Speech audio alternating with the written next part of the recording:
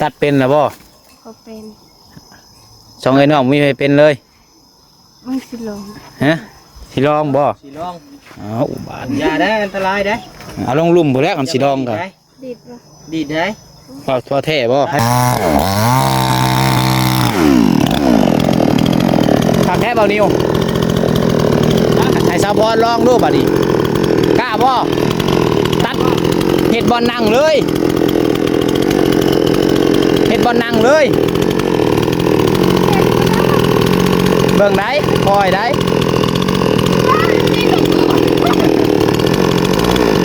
ลองเด้งเบิ่งก่อนประพาตัดก็ได้ลองเด้งเบิ่ง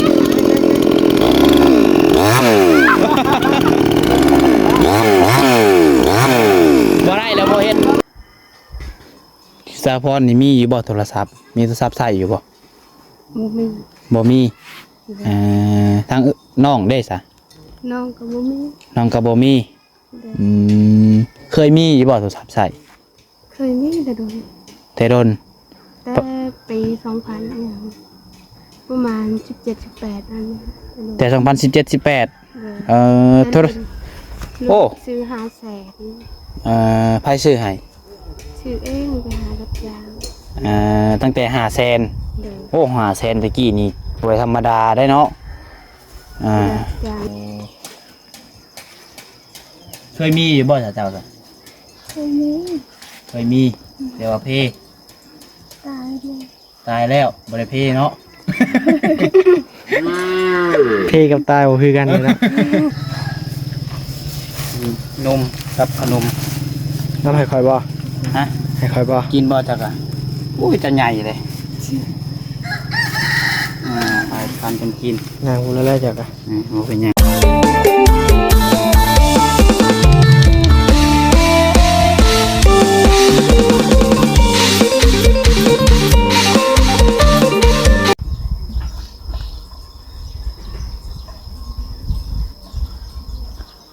กราบทักทายสบายดีแล้วก็สวัสดีพ่อแม่พี่น้องสบายดีป้าลุงแล้วก็FCกันเบิดสุคนเบิดสุหม่องสุบอนพี่น้องเนาะว่าจะอยู่ฝั่งลาวฝั่งไทยหรือว่าอยู่ทางต่างประเทศพี่น้องเอ้ยกันยินดีต้อนรับเข้าสู่ช่อง YouTube น้องผัดไซชาแนลอีกแล้วพี่น้องเนาะ เอาพี่น้องเนาะมาพบมาพอกันกับน้องผัดไซมือนี้ก็ได้เดินทางขึ้นมาทางพารานพี่น้องเนาะพารานไซพอดีว่ามื้อเช้านี้เนาะก็เข้าไปเยี่ยมยามทางลุงอาจเพิ่นพี่น้องเนาะก็หลังจากนั้นก็พากันขึ้นมากับทางเบานิวพี่น้องเนาะขึ้นมาพี่น้องเอ้ยมื้อนี้ขึ้นมาทางสาวพรเนาะสองพรอะไรพี่น้องเนาะก็บ่ได้มาหาเพิ่นแต่โดนๆเลยพี่น้องเนาะน้องประชัยมาครั้งแรกก็ตั้งแต่พ่อของเขาทางไอรี่พี่น้องเนาะมาแต่นี่ก็ แต่งหูแปลกตาลายอย่างพี่น้องเลยเนาะเบิ่งเสาพี่จังเพิ่นก็มีแล้วเห็นเนาะทั้งเสาทั้งไม้พี่น้องเลยเดี๋ยวจังได้กับพาไปพี่น้องไปเบิ่งไปชมนำกันพี่น้องเนาะพอมีการทักษะเสียเวลาพี่น้องไปเบิ่งไปชมนำกันพี่น้องเนาะจังได้กับผ่านเด้อพี่น้องเด้อพาพ่อแม่พี่น้องเข้ามาแล้วกดไลค์กดแชร์เพื่อเป็นกำลังใจให้น้องปัดไซนี่พี่น้องคนละ1 ไลค์ 1 แชร์พี่น้องเลยที่สำคัญกับกดติดตามไว้ถ้าว่าอยากพลาดคลิปใหม่ๆเนาะหรือถ้าว่ามีผู้รักผู้ใหญ่ใจบุญทันใดอยากช่วยเหลือสมทบทุนเนาะสร้างบ้านทางเรือนในทางสาวพรพี่น้องเนาะซื้ออุปกรณ์หลายอย่างพี่น้องตอนนี้มันกับเรื่องนี้ก็คือสิ่งยังขาดหลายอย่างอยู่พี่น้องเนาะไปพี่น้องเดี๋ยววันนี้กับของหลังก่อนนะโอเคเดี๋ยวเขากองหลังมาบาดเนาะโธ่ทางนี้เอาสบายดีเด้อทั้ง3 คนมากับเบานิวพี่น้องเนาะเมื่อเราจะขี่รถมาผู้เดียวบ่มาคนเดียวเลยรถจักรอะไรจะขี่มาจากเถื่ออะไรรถจักรเถื่อเดียวเป็นอะไรม่วนบ่ตัวน้องพี่น้องเนาะบ่อยากว่าเลยว่าขออนุญาตนะพี่น้องก้นจะด้านพี่น้องแอลจนเคล็ดพี่น้องเหมือนเป็นโรคแอลเคล็ดแล้วบ่โรคนี้มันติดต่อกันได้โรคนี้โอ้ยคิดว่าเป็นโรคแอลเคสและขี่รถมันจักมาพารานมือเดียวเนาะ เอามันติดต่อกันได้จะเห็นได้ โอ้ย ว่าหมดว่าหัวเนาะพี่น้องเนาะ เพิ่นชวนน้องพัดทรายตอนนั้นมื้อน่ะผดคาเวียกพี่น้องเอ้ยตอนนี้ผดเวียกหลายแน่บัดนี้พอเวียกเบาเลยแน่ก็เลยมาพี่น้องเนาะ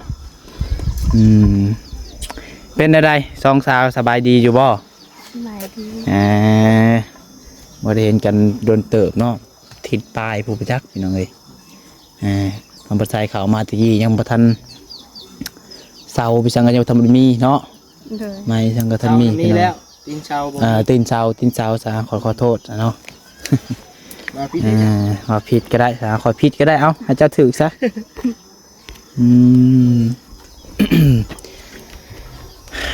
กินข้าวกินน้ำหรือบ่ กินแล้ว อ๋อได้ยังกินข้าวมื้อนี้ ทอดไข่กับนึ่งเห็ด ทอดไข่ก็มีแห้ง นึ่งเห็ด โอ้คือเดี๋ยวนี้คือเดี๋ยวมี เดี๋ยวนี้ เออ ข้าวเช้าบ่คือข้าวเที่ยง ข้าวเช้า ข้าวเช้าเอากินจักโมงข้าวเช้าฮะ ที่8:00 9:00 แล้วเฮากินวัง8 9โมงนี้ แม่ บ่นิวชวนกินนี่คือบ่กินจากข้าวเที่ยงน้ำลาว ก็อิ่มเลยเด้ อ๋อวันนี้มันก็สิ เนาะพี่น้องเนาะ สิบ่ายหนึ่งเลยได้หมดบ่ายหนึ่งเลย บ่ายหนึงแล้ว ยังบ่พากันอยากบ่เออ กินแล้วก็ไปหาเห็ดทานได้นึงก็ให้ในเช้า ไปหาเฮ็ดบ่ได้หลายอยู่บ่ซะ ได้นิดนึง หน่อยหนึง หวานครึ่งทุงยาง โอ้เฮ็ดปวกเฮ็ดหยังบ่มีบ่ใช่มื้อน่ะก็เห็นนั่นไปหาเฮ็ดนำข้าวลุงออกลุงเหิมบ่มื้อน่ะ แม่น หาเฮ็ดหยังซะนะ เห็ดทาน ได้แต่เฮ็ดทานคือกันอ๋อแถวนี้เพิ่นบ่มีเฮ็ดปวกเฮ็ดหยังเนาะเฮ็ดละโง่จังก็บ่มีเลย ยังไม่ทำเอาตัว อ๋อ นี่แบบตำเอากระบอกพอละ ออกบ่หลายเคยได้อยู่บ่จะปีนี้นี่เฮ็ดปวกนี่ เคยได้อยุดตอนแบบหมูไปขายหมูได้ดอกนะตอนคอยไปหาได้เห็ดเท้า เฮ็ดเท่า แม่น พี่น้องเลยตอนเที่ยงนี่มีหรือบอกของกินฮู้แล้วสิกินหยัง หมูหู ยังบ่ฮู้เนี่ยปิ้งไก่หั่นแหล้วปิ้งไก่กับปิ้งหมูต้นสุข่อยเอามาหาแหละหาอันกินก็ได้ เคยกินอยู่บ่เผลอ เคยกินอยู่ทางบ่าวยาวซื้อให้กระดม เผลอได้ฮู้จักอยู่บ่เผลอ จ้ะ บ่แม่นนั่นข้าวปุ้นได้เผลอกับข้าวปุ้นบ่คือกันได้ เลยแล้วซื้อมาประมาณ2 ทอง ยังหวาน ก็คือให้เจอเดือนนี้ ฮะ ว่าเราซื้อมา2 ทองทองหนึงปลาไว้ในเตียง แล้วก็คาวิกแน่หน่อยหนึงมาไม่เห็นอย่างทงหนึ่งมาไป ปลาไว้เตียงทงหนึ่งเลยหายทงหนึ่ง เนี่ย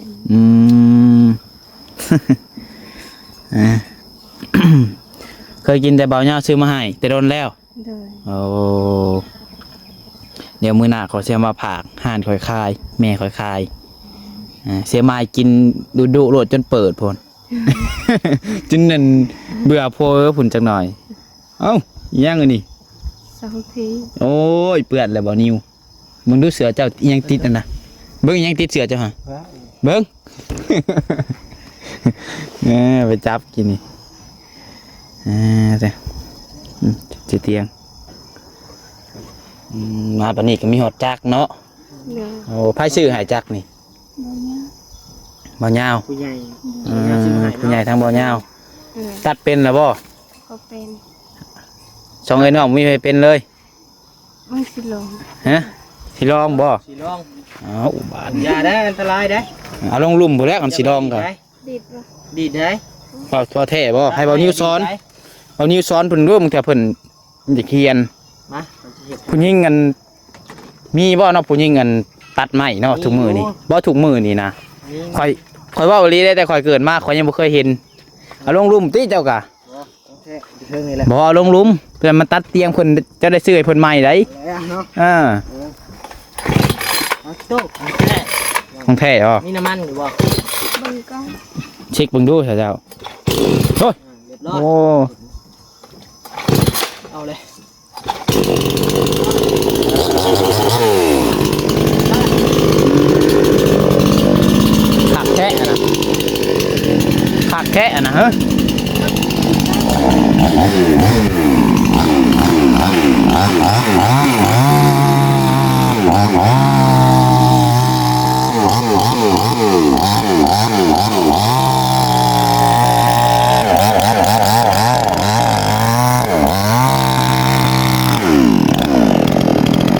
ผักแค่เบานิวให้สาวพรลองดูบัดนี้กล้าบ่ตัดเห็ดบอลนั่งเลยเห็ดบอลนั่งเลยเบิ่งได้คอยได้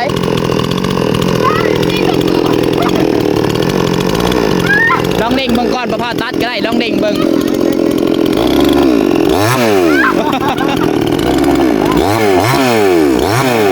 บ่ได้แล้วบ่เฮ็ดบ่กล้าแล้วบ่เฮ็ดบ่ได้บ่รอด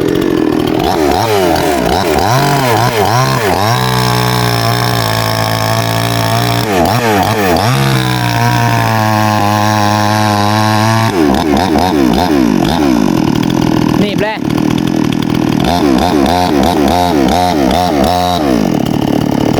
หนีบเลยหาไม่มางัดบ่หามได้บ่เสร็จบาดนั่นแล้ว จะมาจับออกไปขอสิหามไป เอา เอาแหละ หนีบเลยเนาะต้องหาไม้ห้องได้ขันตัดอีหลีกันเนาะ เรียบร้อย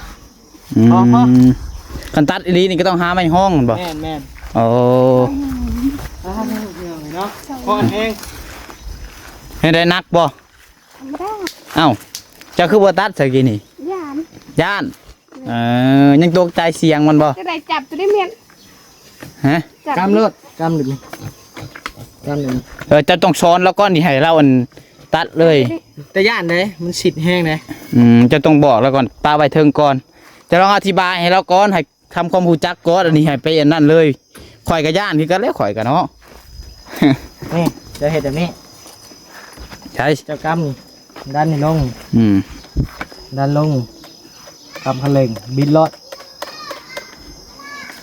ลองแบบฮาบอลตีจักก็ได้ลองมันก่อนให้มันลึงมือว่าง่ายๆกันคือเอาสิขับรถหาแล้วไปจับรถมันก็ห่วยบิดบาทเดียวตำตะคั่ว บ่ง่ายเลย ฮะ จักนี่ก็ได้ เออย ากอยู่ได้ย่านมันดีดขึ้นมาขึ้นนะ ดีดบ่จากนี่ ดี กัน ได้ โอ้ ขึ้นผากเลยแล้วคนเป็น เนี่ยแล้วข่อยจังย่านเจ้าตัดรถว่ากี่นี่โอ้ย ไอ้ว่าตลอดบ่เห็นนะอันตรายเขา อันตรายได้ตักเดี๋ยวเนาะว่าขอโทษน้ำพี่น้องเลยมันดีดเราได้ครับพี่น้องมันดีดขึ้นเราได้เวลามันดีมันสิด จักสิขึ้นเทิงจักสิลงหลุมแล้วบางเทื่อ เพราะว่าเฮาใส่เลยมันถือหัวนี่มันดีดขึ้นเทิงเราได้ เราต้องหูจังหวะมันเนาะขอเฮียนขอศึกษาไปบ่แม่นดอกว่าสิเฮ็ดโลดบ่เป็นกะ คักพี่น้องเลยจักนี่ คักบ่ คักของบ่นิ้วพี่น้องเลยจะยามได้วันนี้สิมีเงินซื้อพี่น้อง บ่แม่น5-6,000บ่จักนี่ฮอดบ่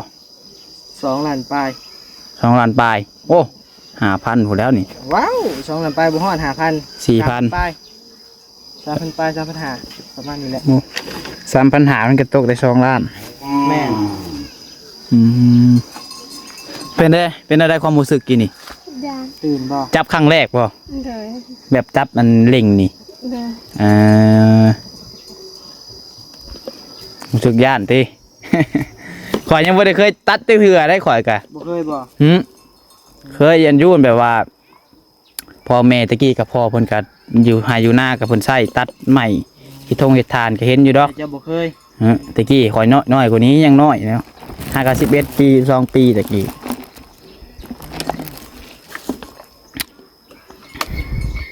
ของแท้จริงๆนะ ของแท้เลยต้องว่าอันนี้เรากะกลางๆเนาะพี่น้องเนาะ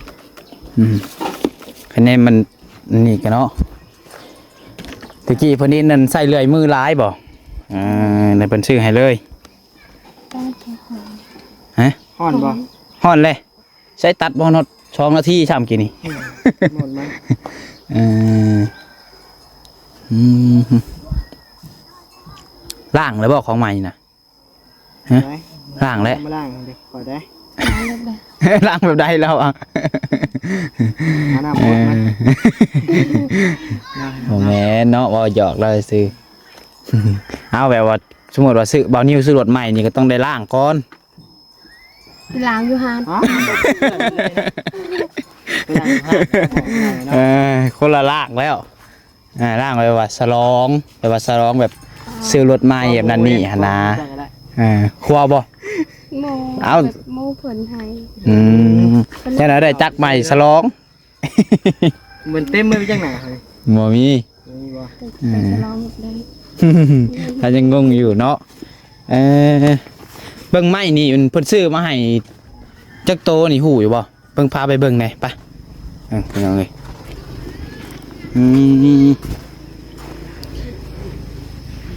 ผู้ใหญ่เจ้าเดียวบ่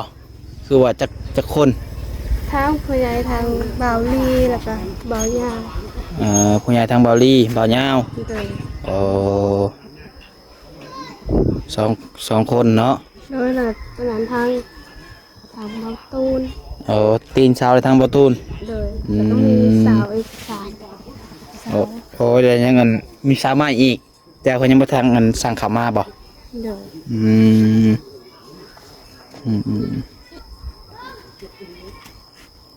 เท่าแป้นไม้นี่แป้นก็มีแล้วเนาะ โดย เนี่ยพี่น้องเอ้ยมีไม้แป้นแล้วนี่พ่อเราบอกไม้แป้นนี่ บุ้ง โอ้โห โดย ตัวนี้ได้สิไม้ยังคนอื่นอยู่วะไม้18บ่คือว่าไม้ยังวะพี่น้องจับคนอื่นได้เนาะทำมาใส่ก็อื่นบ่เป็น ไม้ตัวนี้ หูบ่ ไม้เนี่ย5x10ไม้เนี่ย 5x10 ตัวนี้ยืนทาง โอ้นิ้วคนอื่นได้ไม้อันนี้ไม้ยังคนอื่นอันนี้หูอยู่บ่เจ้า ไม่บ่ ไม้อันนี้ ไม่ นี่ เลย เป็นสิได้ย่างเมื่อยดีแล้วเฮ้ยแต่ว่าจะสิได้ย่างเมื่อยแล้ว คอยเบิ่งนี่เนาะ ขอยกับหูมันที่กดเลย เอาไปไม้ก็คือไม้แล้วมันสิขดจังไดไม่18บ่คนละอันบ่ก็ไม้ พี่ไม่คิดไปลืม 18ตัวน้อยเนาะ เลยอันนี้จังไม่พี่ช่างเลยเนาะ อันนี้นี่ไม้สี่เหลี่ยม เจ็บที่สิหายใจจะว่า เราหยอกว่าหัวกันนี่แหละพี่น้องเนาะบ่ว่าก็บ่ได้หัวเฮ้ย แต่จะเป็นไม่ค้างบ่แม่นะคอยกับหูคือกัน ยาบ่เป็นหยังบ่ฮู้ก็บ่เว้า เขาว่ามีประชาชนซื้อหย่อซื้อว่าไม่ซื้อไม่ค้างจักเท่าใดพี่น้องเนาะวันนี้ก็บ่ฮู้ ได้ยินแต่คร่าวๆแบบว่า 48 ข่อยก็ได้ฮู้แต่ไม้48ข่อยก็ได้ยินแต่เพิ่นว่าอันมันไม้คือไม้ค้างไม้ ข้าวไม่ห้าว จังซี่ บ่เข้าใจ ได้ยินอยู่เพิ่นว่าแต่ว่าบ่ฮู้ว่าตัวเป็นไม้คือไม้ค้าง เนาะคอยดาวเบิ่งตอนนี้ไม่คือนี่ไม่ค้าง ข่อยฮู้ไม้48กับไม้อันนึงไม้แป้นนี่ข่อยก็ฮู้ ภาษาอันเพิ่นเรียกอันใดบัดไม้แป้นนี่ ไม้แปน มือก่อนเถอะ ฮะ ลงเป็นอะลงเป็น อาลวงแป้ง เป็น อาลวงแปน คือทางเอื้อยนี่ยังอันบ่ฮู้จักสำนองบ่ภาษานี่ฮะ แบบบ้านหูบ้านโอ้โหกัน บางคำก็ฮู้ เด้อ อืม น้ำตาลเทียมเป็นน้ำใส่เนาะ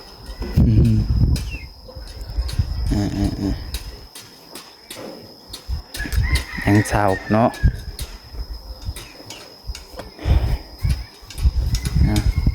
ใช้อันมากออกแล้วบ่เฮือนน่ะ ว่ามันตะโค เราก็เลยออก คนตกบ่คืนนี่ เลยตกแหงเติบ โอ้ตกแหงเติบโดนบ่ โดนเลยไปหอดตอนเช้า โอ้ตกมันตกอันแต่เช้าพี่ที่ช่วงอันสิแจ้งพี่ที่มันตกนะก็ตกแต่กลางคืน ประมาณ2 โมง อ๋อพี่เจ้านอนดิซะใส่จะนอน นี่พ่อแม่นอนอยู่นี่แล้วก็นอน อืม มันก็จะหนดเปียกเบิดเลย โอ้เดี๋ยวไปเลย เนี่ยไปทางได้นอนเหือนในตู้ อืม กับนอน เดี๋ยวมื้อนี้นี่ยังบ่ทันมีไผเข้ามาหาเลยเนาะ เด้อ ทางทีมงานเป็นเอาไงยังบ่มีไผเข้ามาเพิ่นบอกอยู่ว่าเพิ่นสิเข้ามาอยู่บ่มื้อนี้ เขามาเถอะ อ๋อ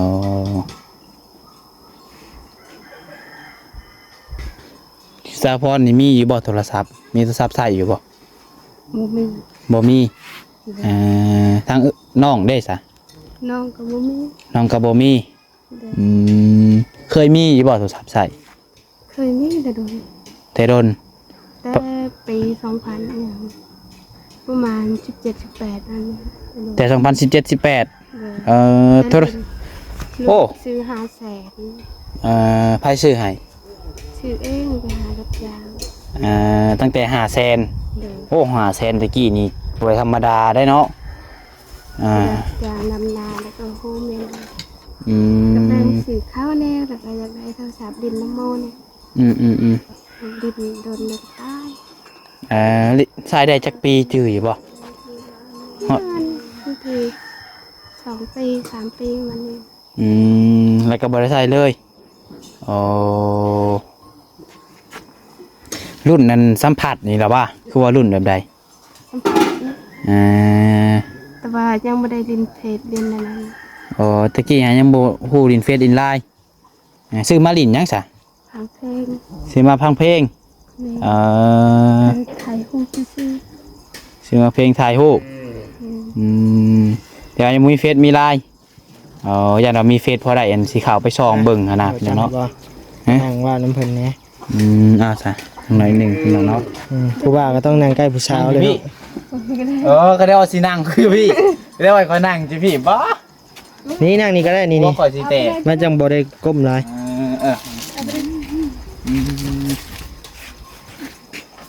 ไม่พี่สังกัดครบแล้วว่าแล้วเพิ่นว่ามีใหม่ยังบ่ครบ ครบแล้วห้ามเลิก ไปห้ามเลิกเอาไปอีกแล้วอันนี้เนาะ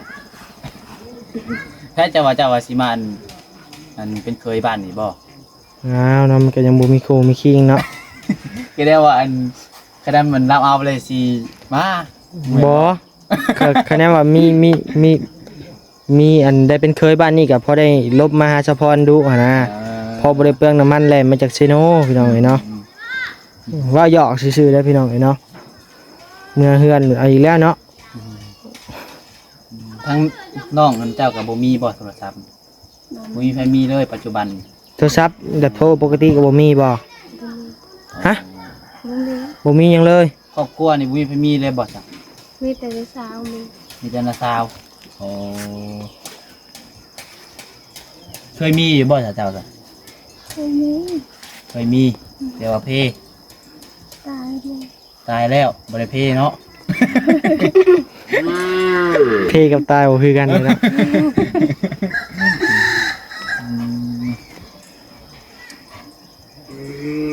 อยากได้อยู่บ่จ้ะ นั่ง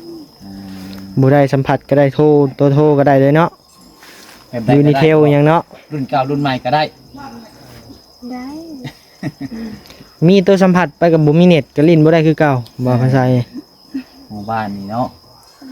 บ่นิวเห็นมื้อน่ะบ่นิวออกเมื่อตอนเด็กป้อเต็มหมดอยู่คนทางบ่ภาษาเอ้ยมาหาเน็ตลิ้นเกมพี่น้องเอ้ย เอ่อ เต็มเลยคนทางคาเมืองพี่น้องเอ้ยบัดนี้จนตื่นว่าเขาลัดตีกันพี่น้องแม่น เอ่อ คิดว่าเขามาลัดตีกันวันนี้ก็จนญาติ คือร้อยลัด แท้ๆมาเลยว่าต้องใส่เกมกันเนาะบ่บาปเออเสียกันว้าวว่าพี่ลึกเลย สมมุติว่ามีโทรศัพท์กันดินบ่ได้คือนี่บ่นี่เว้าอีหลีแล้วเนาะ เด้อ สิดินได้แต่ถ่ายรูปฟังเพลงก็บ่ได้สัมปจักษ์นอกจากวาดรูป หรือว่ามีที่บอลมันลิ้นได้อยู่บอลในบ้านนี่ นี่อยู่ทองมา อยู่ทงหน้าพูป้าบัดนี้สิ ทุ่งนาเที่ยวได้หยังน่ะ แห้งอยู่บ่ ทุ่งนี่ฮะ เด้อ ทางลุงเหิมไปแล้วบ่ได้ คอยก็ไป ไปแล้ว มื้อโตคอยมามือทางมิดคอยไปกับมันประตูน มันมีบอลบางบอล เอ่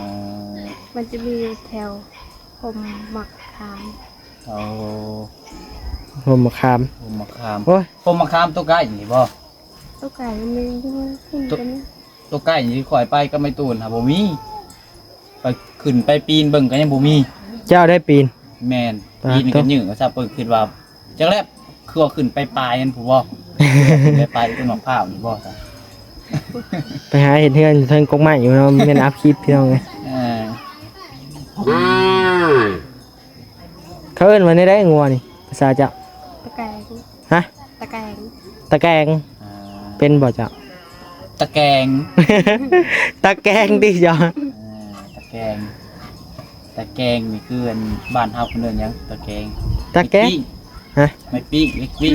ตะแกรง เนี่ย ตะแกรงเล็กปิ๊ก อ่า หรือว่าตะแกรงกับตะแกรง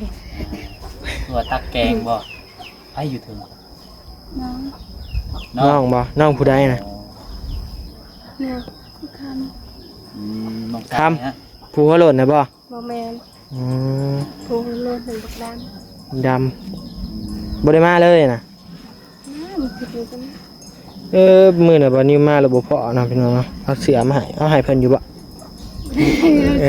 บ่เป็นหยังบ่เป็นหยังมื้อหน้าเอาให้ใหม่ เบิ่งข่อยยืมเลยนะข่อยซื้อนมมาฝากเปล่า ซื้อขนมมาบ่ คนหนึ่งเด้อมีนมกับขนม น้ำให้ข่อยบ่ ฮะ ให้ข่อยบ่ กินบ่จักอ่ะอุ้ยจะใหญ่เลยไปทานกันกิน นางกูแล้วจักอ่ะ โอ้เป็นหยังมากบัดนี้น้องบ่นี่น้องล่าสุดบ่ บอแมน ฮะ ยังมีอีก2 คน อ๋อคนที่เท่าไรอ่ะนี่ แอมแปลว่าหยังแอม มาเจอแล้ว บ่จือซ้ แซ่บ ำขนมแซ่บบ่นี่เคยกินอยู่บ่ ไปกิน อ๋อ ทาง กินแล้ว กินมึงดูแซ่บบ่แอมแท้บ่ จะซื้อหยังบ่ล่ะ กินค คำอ๋อจักปีแล้วจ้ะน่ะ ำโอ้โห เอ้า โอ้โห บุฮู้ฮอดอายุตัวเอง เคยได้บอกว่า8 ปี โอ้8 ปีสิซ้ำนี่ อ๋อใหญ่กว่านี่13 ปี เอ่อ 12 ปี อืมน้องชายข่อย ปี น้องข่อยก็ยังอัน12 ปี 13 ปีแหละซ้ำๆกันบ่จักข่อยเบิ่งแต่ว่าเพิ่นสิโตน้อยน้องข่อยคนใหญ่กว่าข่อยอีก12 ปี 13 ปีแต่ว่าคน อะ ใหญ่ ไรได้ตัวมือจะถ่ายคลิปได้ ฮะ มือจะถ่ายคลิปตัวเคยเห็นในคลิปครับบ่ คิดตัวใด คลิปจะเมียนเฮือนน่ะ เมียนเฮือน คนตุ้ยๆใหญ่ๆฮะ จักได้ข่อยบ่จื้อว่าคลิปใดเอ้าซะพี่น้องเนาะก็คลิปนี้ก็มีหยังหลายพี่น้องก็เข้ามาเยี่ยมยามทางสะพรเพิ่นเนาะจังใดก็สู้ต่อไปเดี๋ยวจบคลิปก่อนบัดนี้พี่น้องเนาะให้เพิ่นพักผ่อนก่อนสบายดีเด้อโอ้ยเอาพี่น้องเนาะคลิปนี้ก็ชอบมาเยี่ยมยามกับแปลกหูแปลกตาหลายอย่างอยู่พี่น้องเนาะก็บ่ได้เข้ามาโดนพี่น้องเอ้ย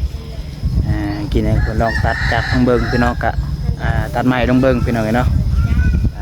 ครั้งแรกเพิ่นตื่นเต้นเนาะโอเคเด้อพี่น้องเด้อสำหรับคลิปนี้ถ้าว่ามีผู้รับผู้ใหญ่ใจบุญท่านใดอยากช่วยเหลือทางสาวพรเนาะสองไอ้น้องพี่น้องไอ้น้องก็ติดต่อหาน้องปัจจัยได้เนาะน้องปัจจัยก็ยินดีเป็นสะพานบุญให้ FC ทุกคนทุกท่านพี่น้องเอ้ยสำหรับคลิปนี้ผิดพลาดประการใดก็ต้องกราบขอโทษขออภัยนะพ่อแม่ FC ทุกคนพี่น้องเนาะขอบคุณ FC ที่เข้ามาชมคลิปแต่ต้นจนจบฝากกดไลค์กดแชร์คนละ1 ไลค์ 1 แชร์เพื่อเป็นกำลังใจน้องปัจจัยนี้พี่น้องเอ้ยโดยสุดท้ายนี้ลาไปก่อนแล้วขอกราบว่าสบายดี ต่อบันการ